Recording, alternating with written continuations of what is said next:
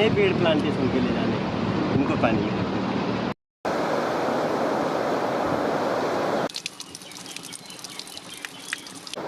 जो संवेदनशील क्षेत्र हैं उन क्षेत्रों को बहुत अधिक डिस्टर्ब किया जा रहा है, जैसे मजबूत क्षेत्रों को किया जा रहा है।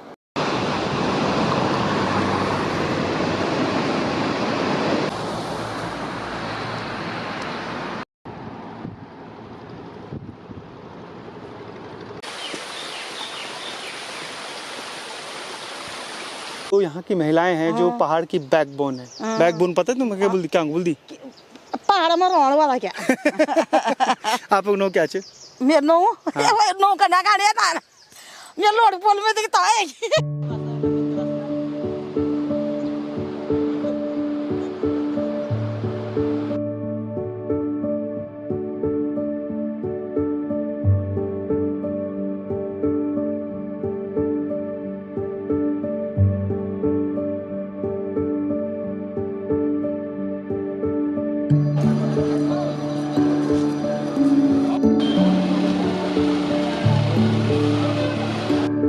ये रुद्रप्रयाग का छोटा सा बस अड्डा है।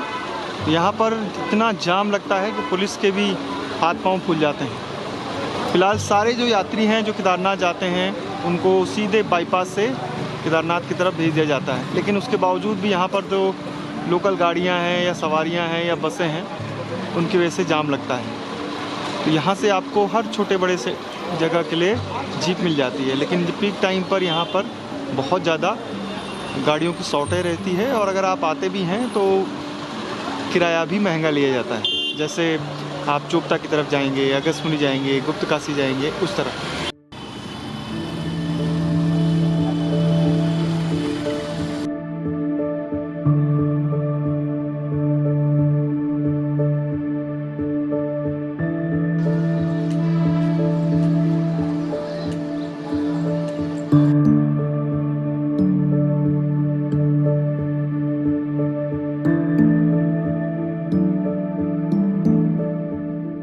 नमस्कार साथियों, मेरा नाम है संदीप गुसाई। आप इस समय रुद्रप्रयाग में हैं। रुद्रप्रयाग से सफ़र धीरे धीरे अपनी नई मंजिल की तरफ आगे बढ़ रहा है। दोस्तों, जो योगदान विशुद्धानंद स्वामी विशुद्धानंद जी का है, जिन्होंने काली कमली ट्रस्ट बनाया पूरे चारधाम यात्रा मार्ग में, वही योगदान रुद्रप्रयाग यानी जो पुराना पुनाड़ है उसके लिए स्वामी सच्चिदानंद जी का है, जिन्होंने यहाँ पर इंटर कॉलेज की स्थापना की, धर्मशालाएं बनाई और ये जो पूरा नगर आज अस्तित्व में है ये उन्हीं की देन है। उन्हीं के अथक प्रयासों से यहाँ पर चीज़ें जो हैं वो आगे बढ़ती रहीं। संगम से दर्शन करते हुए पिछले वीडियो में भी आपने आरती देखी और उसी रास्ते फिर हम बाईपास होते हुए आगे अपनी नई मंजिल की तरफ बढ़ रहे हैं।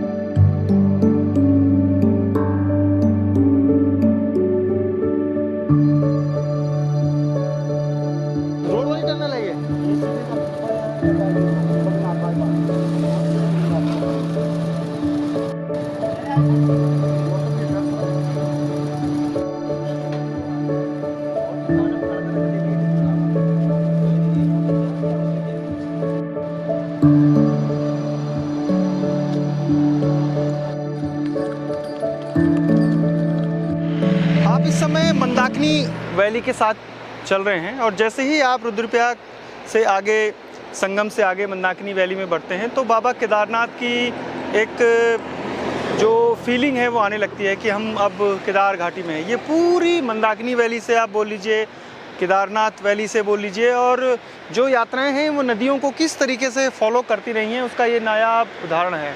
अभी तो ये शांत बह रही है, 2013 में इसने अपना विकराल रूप दिखाया था और जो अगर आप नदी को ध्यान से देखें तो आपको पता लग जाएगा कि उस समय जो इसका वाटर लेवल था वो कितना ऊपर तक गया था। यानी जो अभी नदी बह रही है उससे करीब 4 से 10 मीटर, 10 से 15 मीटर ऊपर तक इसका लेवल बढ़ गया था। और उस लेवल के बढ़ने के बाद उस लाइन में जो भी बसासत थी या जो भी सेटलमेंट था, जो भी मकान थे, दुकानें थी, गांव थे, वो सब कुछ उसने उस लाइन में तबाह कर दिया। नुकसान ऊपर ज़्यादा हुआ, लेकिन नीचे नीचे जैसे ही आगे मंदाकिनी बढ़ती गई तो उसके बाद नुकसान कम हो गया। हाँ, वैसे नुकसान जो मकान थे, दुकानें थी, सरकारी संपत्तियां थी, खेत थे, खलियान थे, रास्ते थे, वो सब कुछ उसने तबाह कर दिया। आज तो मंदाकिनी की खूबसूरती को देख के ही एक अलग फीलिंग आ रही है। और इस घाटी के आगे, कालीमठ घाटी के एक प्रसिद्ध कवि रहे चंद्र कुमार बरतवाल जी, उन्होंने इस पूरे इलाके को, केदारनाथ को, कालीमठ घाटी को, मधमेश्वर घाटी को जिस तरीके से एक्सप्लेन किया था, उनकी कविताएं पढ़ के भी लगता है कि वाकई में ये घाटी स्वर्ग की है। तो ये जो रास्ता है स्वर्ग जाने का, जिसे हम केदारनाथ भगवान का द्वार कहते हैं, वो कितना खूबसूरत है वो आप पैदल चल के समझ सकते हैं। गाड़ी में, हेलीकॉप्टर में, बाइक में वो समझ नहीं आएगा, क्योंकि आपको फीलिंग नहीं आएगी उतनी।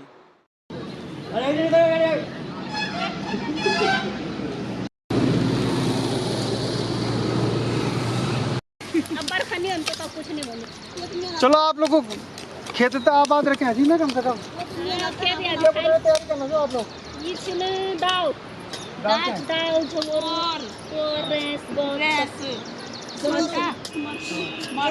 निकल कब तक?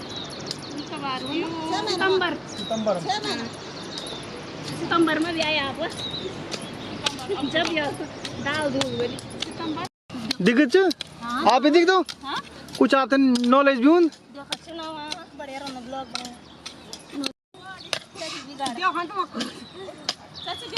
बाबा बुजुर्ग लोग हम ज्यादा ताकत भाई, जवान लोग खट खट लगे जी बस सूझी।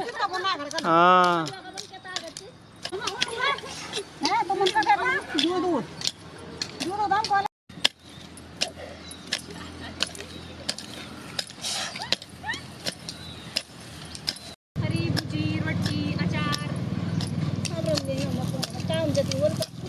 जी भाई साहब, वो पुराना जो रास्ता है सामने से होते हुए, इधर से होते हुए, इस तरफ से होते हुए, इधर आकर के नीचे इस तरफ से होकर के और इस तरफ से इस पीपल के पेड़ तक। हाँ, अब हम आपको थोड़ा सा चट्टियों की एक और विशेषता बताते हैं। दरअसल ऋषिकेश से जैसे ही हम आगे बढ़ते हैं तो जहाँ पर भी चट्टियाँ थी, चट्टियों का मतलब आप, मैंने इतनी बार चट्टी बोल दिया तो आप सोच रहे होंगे कि क्या ये चट्टियाँ क्या होती। चट्टियों का मतलब सीधा है ठहरने का स्थान, उसको कहते हैं।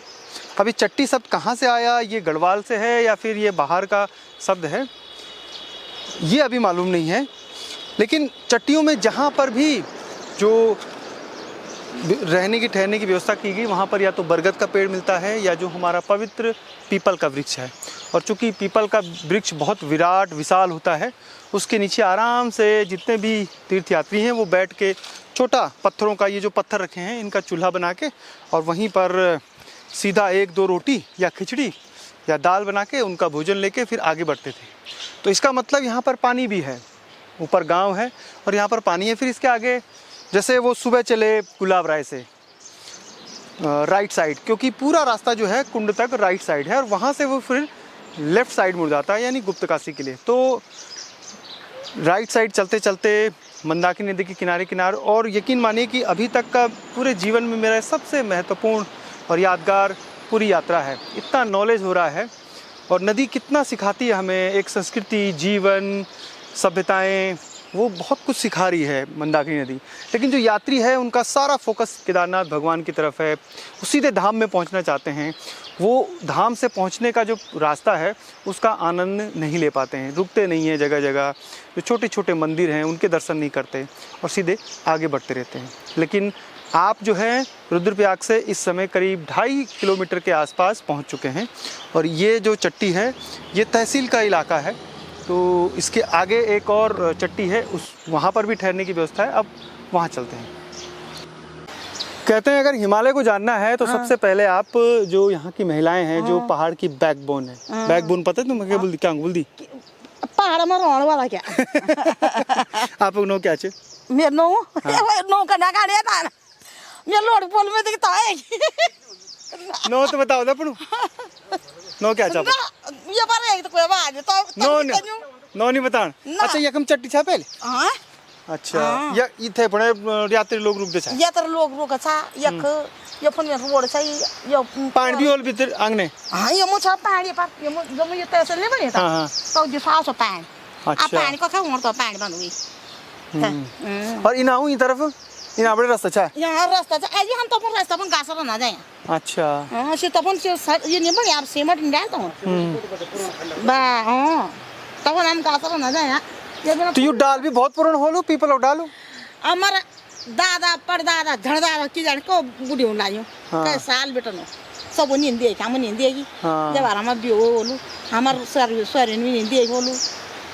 तब यूं पहले यूं बुआ छन यूं बुआ नींद खोल पहले ने ना सब नींद था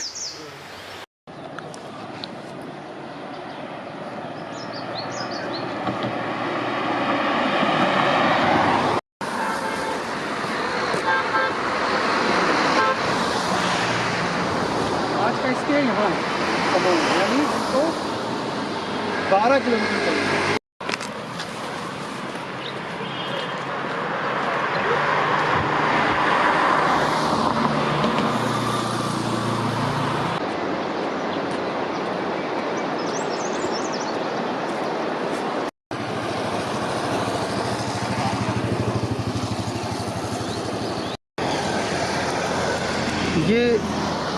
ये जो दिख रहा है ये है पुराना पैदल मार्ग 2013 के बाद तो बहुत मुश्किल हो गया उसको ढूंढना पर कई जगह उसके निशान अभी भी बाकी हैं।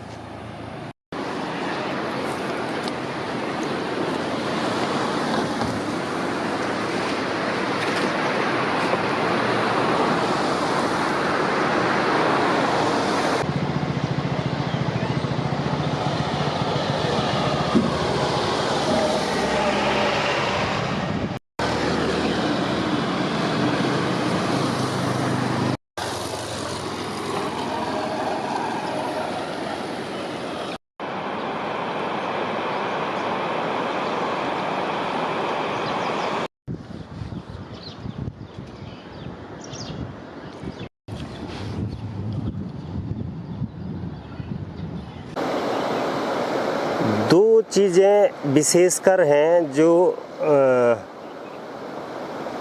संवेदनशील क्षेत्र हैं उन क्षेत्रों को बहुत अधिक डिस्टर्ब किया जा रहा है, जैसे मजबूत क्षेत्रों को किया जा रहा है।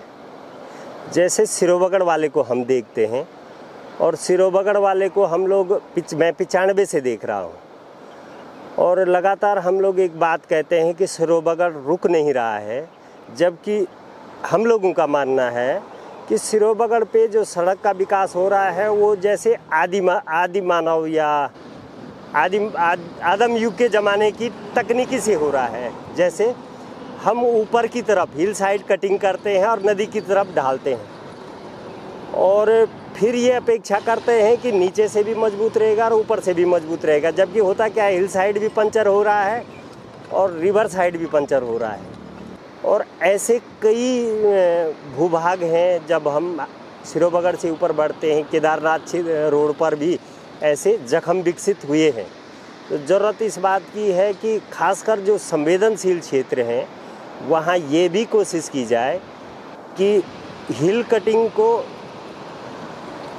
कम डिस्टर्ब करते हुए और रिवर साइड में क्या पिलर कॉलम्स से ही सड़क बढ़ सकती है। सड़क तो ज़रूरत है, सड़क तो चाहिए। अच्छा होता आज हाईवे के साथ पैदल पगडंडी भी होती। हमारे पास जो NH ग्रिप के पास जो PWD की सड़क थी वो भी होती और इस नदी के किनारे 6 मीटर की और सड़क होती। आज जो भी टूरिस्ट हमारे पास आता है उसकी सबसे बड़ी समस्या आज भी यही है हाईवे बनने के बाद कि न रुकने की जगह है न बैठने की जगह है। और पूरे देश में हम यह तो दावा कर सकते हैं हमारे पास लाखों तीर्थयात्री पहुंच रहे हैं, जिनका आंकड़ा 20-25 लाख 30 लाख से ऊपर हो सकता है, लेकिन उसका 20% भी हमारे पास ऐसा तीर्थयात्री नहीं है जो ऋषिकेश से ऊपर गाड़ी से उतर करके 48, 50, 60 घंटे व्यय करता हो या 2-4 दिन कहीं रुकता हो। जब तक ये 2-4 दिन रुकने वाला कल्चर विकसित नहीं होगा तब तक इस भीड़ का लाभ पर्यावरणीय दृष्टि से बोलो या स्थानीय बसाहत की दृष्टि से बोलो या रोजगार की दृष्टि से बोलो, यह नहीं मिलेगा।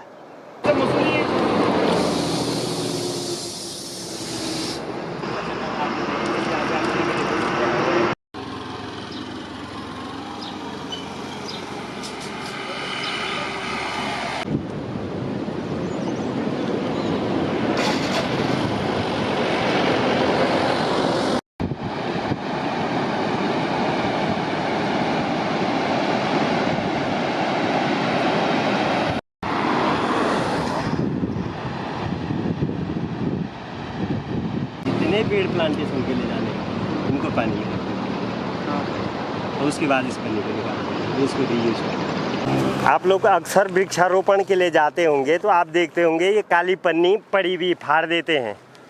हम लोगों ने एक नया तरीका निकाला है, जो पेड़ प्लांटेशन के लिए जाते हैं उन्हें हम लोग पानी में भिगो देते हैं और आराम से इन पन्नियों को निकाल देते हैं ताकि इनका रीयूज हो सके।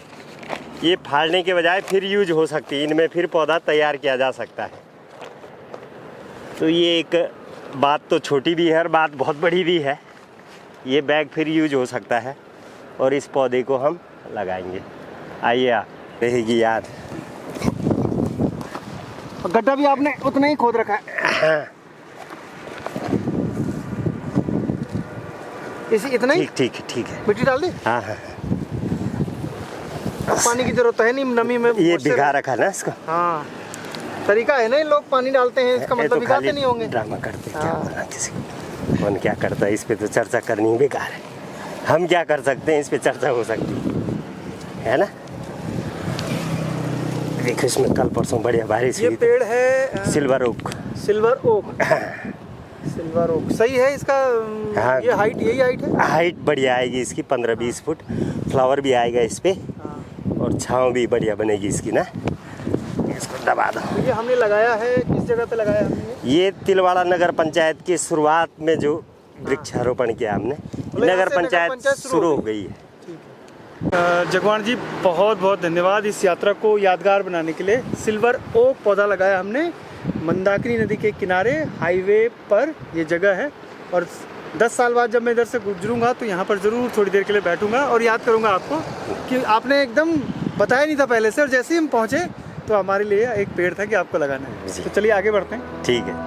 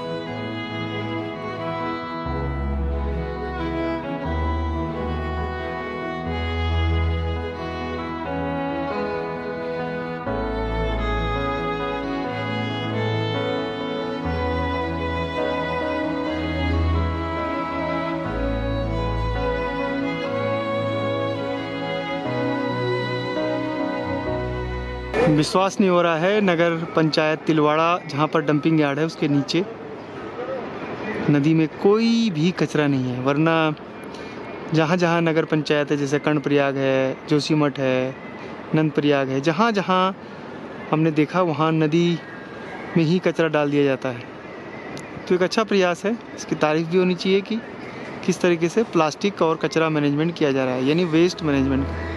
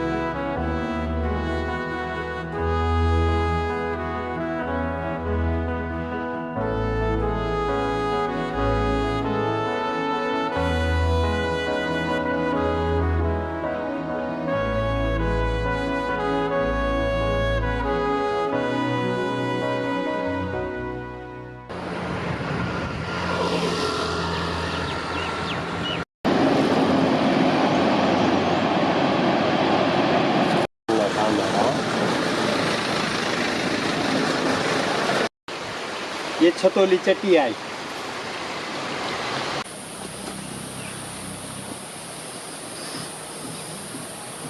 राहुल सांकृत्यायन जब अपनी गढ़वाल यात्रा पर आए थे तो उन्होंने कई बार पंढर का जिक्र किया और पूरा जो गंगा नदी है उसी का जो ये एक जलागम क्षेत्र है पूरा, आप चाहें नंदा देवी से लेके और पूरा जो आपकी भागीरथी का प्रवाह तंत्र है, तो सारा ये जो छोटी छोटी गाद गदेरे हैं वो उसी का गंगा नदी में ही उसको सबको मिलना है आगे जाके।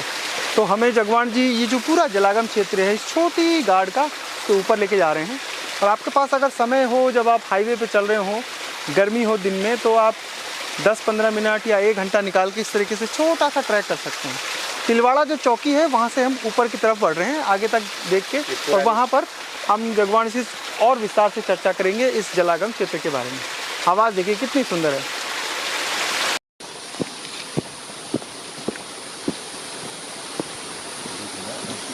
बहुत अच्छा लगता है।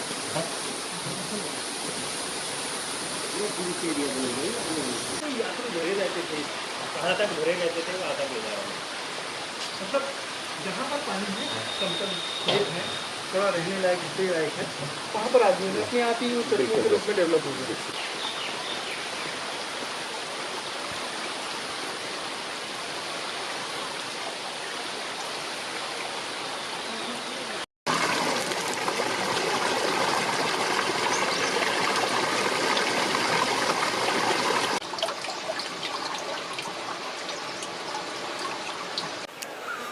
यह केदारनाथ नेशनल मार्ग से लगा हुआ तिलवाड़ा नगर पंचायत का वार्ड नंबर 4 और वार्ड नंबर 3 की मिलान रेखा में बहता हुआ ऊपर नारगिडा गदेरा, बीच में मठियाना गदेरा और नीचे छतौली गदेरा, जो नेशनल हाईवे की पुरानी छतौली जो चट्टी हुआ करती थी, यात्रा चट्टी, 4 धाम यात्रा की, उस यात्रा चट्टी से लगा हुआ था। और उस दौर में भी यहाँ तक ऊपर 100-200 मीटर तक तीर्थयात्री आते थे और अपना भोजन और अपना स्नान करते थे।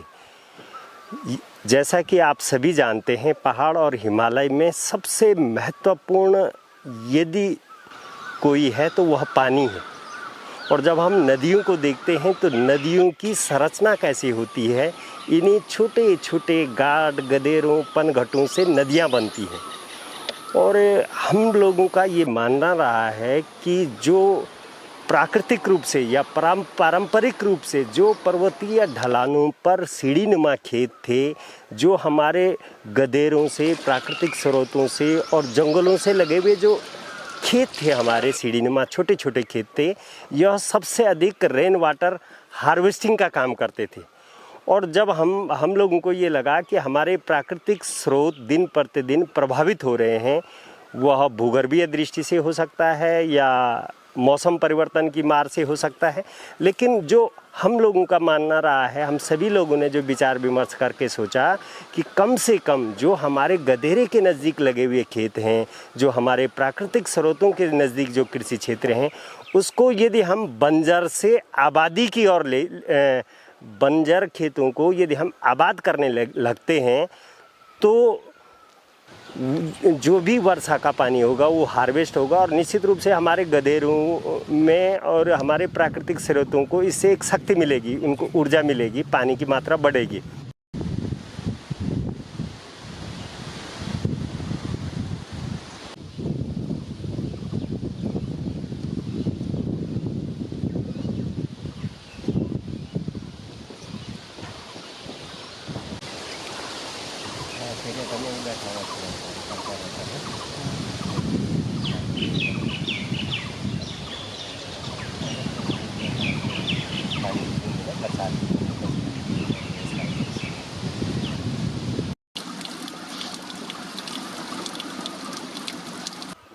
इसको लेकर के हम लोगों ने स्थानीय लोगों के साथ संवाद करके यह कहने की कोशिश की कि आपके जो बंजर खेत हैं उनमें हम छोटे छोटे फ्रूट यार्ड विकसित करते हैं।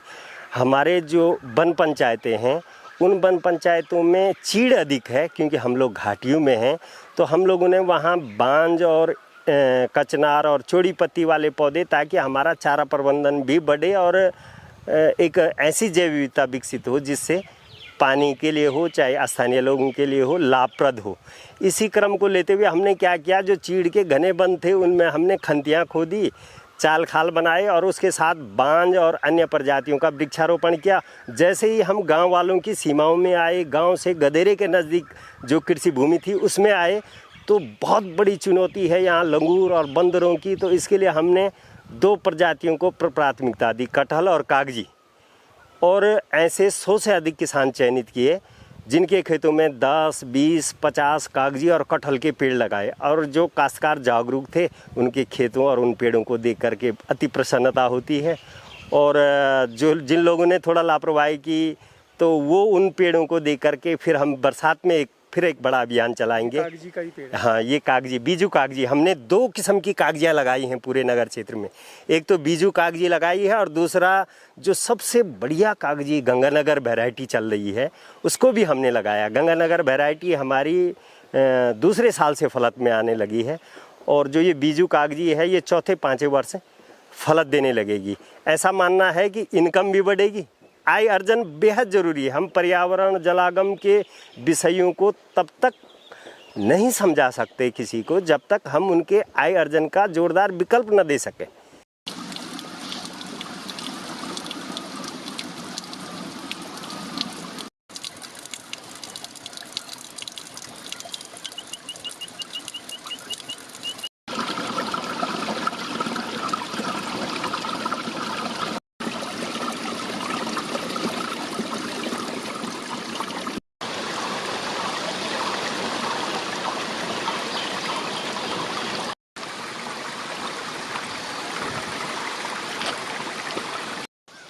तो भगवान थे ना। महावीर जी का बहुत बहुत धन्यवाद जो हमें आज इस पर्यावरणीय जानकारियों के साथ इस इलाके में लेके आए। दरअसल हिमाचल और उत्तराखंड में यही अंतर है कि हिमाचल ने बहुत जल्दी बहुत तेज़ी से अपने गाड़ गदेरों के पास जो सीढ़ीदार नुमा खेत हैं उनमें प्लांटेशन की, अलग अलग प्रजातियों की, चाहे सेब हो, आड़ू हो, खुमानी हो, पुलम हो या फिर नींबू हो, जिस तरीके की वहाँ पर खेत थे और उसके हिसाब से तो यहाँ पर महावीर जी ने गांव वालों को प्रेरित किया। और ये तमाम जो आप छोटा सा बगीचा देख रहे हैं नींबू का, दरअसल जब यात्रा शुरू होती है तो उस समय बहुत डिमांड हो जाती है कागजी नींबू की। तो इस इलाके में अगर कागजी नींबू जितना होगा, क्योंकि यात्रियों की संख्या तेज़ी से बढ़ रही है, उस सारा सामान नींबू भी नीचे से आता है, पपीता नीचे से आता है, केले जो फ्रूट्स हैं वो नीचे से आते हैं। और ये सारी बेल्ट ऐसी है जहाँ पर हम कटहल हो या फिर आम हो, लीची हो, केला हो, कागजी नींबू, ये सब का उत्पादन कर सकते हैं। तो एक छोटे से किसान की ये 2-3 खेत हैं जिसमें बड़ी इलायची है, नींबू का पेड़ है, जो लीची का पेड़ है, उसके अलावा जो केले हैं वो हैं। तो ये देख के बड़ी खुशी हो रही है। अब वापस चलते हैं तिलवाड़ा।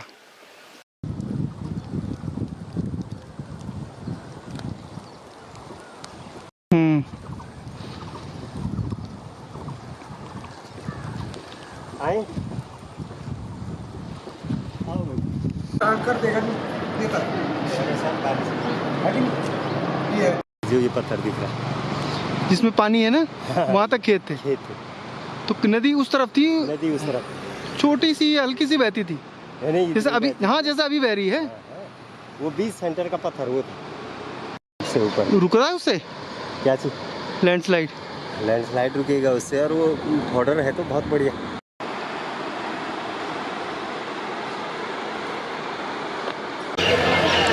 आप इस समय तिलवाड़ा नगर पंचायत में हैं और जो चट्टियों का इतिहास है, ये खतौली, इसी के पास एक चट्टी हुआ करती थी। आज तिलवाड़ा जो बाज़ार है वो एक नगर पंचायत का रूप ले चुका है। लगभग 5000 की आबादी है यहाँ पे। और सबसे महत्वपूर्ण बात कि जो यहाँ की नगर पंचायत है उसने जो प्लास्टिक वेस्ट मैनेजमेंट का जो तरीका निकाला है कि कोई भी प्लास्टिक वेस्ट जो है वो नदी में नहीं जा रहा है। और जब हम और नगर पंचायतों में देखते हैं जो ख़ास तौर पे नदियों के किनारे हैं, तो सारा कचरा डंपिंग यार्ड से नीचे की तरफ गिर रहा है और नदियों में बह रहा है। फिलहाल ऐसा नहीं है यहाँ पे। तो ये नगर पंचायत जो है इसमें छोटा सा बाज़ार है और यहीं से एक रास्ता फिर जो है वो मयाली होते हुए जो घनसाली है वहाँ के लिए निकल जाता है। और उसी रास्ते पर एक पुराना जो रोड है वो सीधे गुप्तकाशी जाती है। तो मयाली से यहाँ से भी जा सकते हैं और इसके बाद फिर आगे एक प्रसिद्ध प्रयाग है सूर्यप्रयाग। तो जैसे ही हमने नगर पंचायत तिलवाड़ा की सीमा पार की तो जखोली जो ब्लॉक है उसका एक गांव है सुमाड़ी। तो ये सुमाड़ी गांव में हैं आप, और यहाँ ये प्लास्टिक का पूरा कचरा है।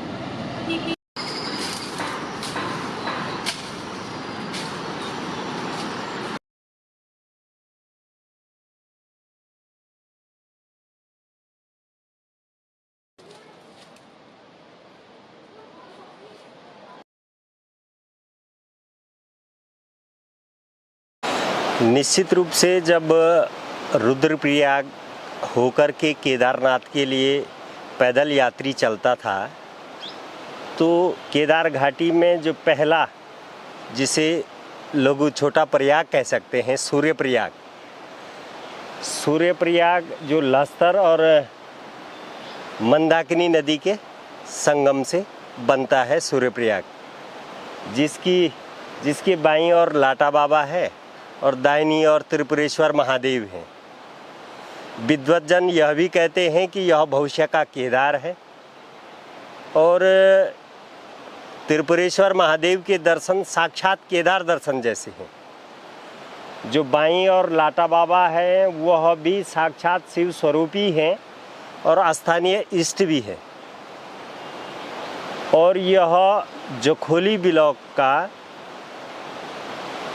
प्रसिद्ध शिवालय और साथ ही